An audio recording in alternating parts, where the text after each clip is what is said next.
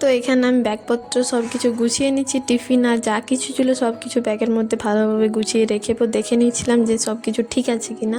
দিনটা ছিল আমার এক্সামের ফার্স্ট দিন, তাই আর তারই মধ্যে একটা কল এলো যে আমার একটা পার্সেল আছে, ঠিক মনে নেই পার্সেলটাতে কী ছিল আমার।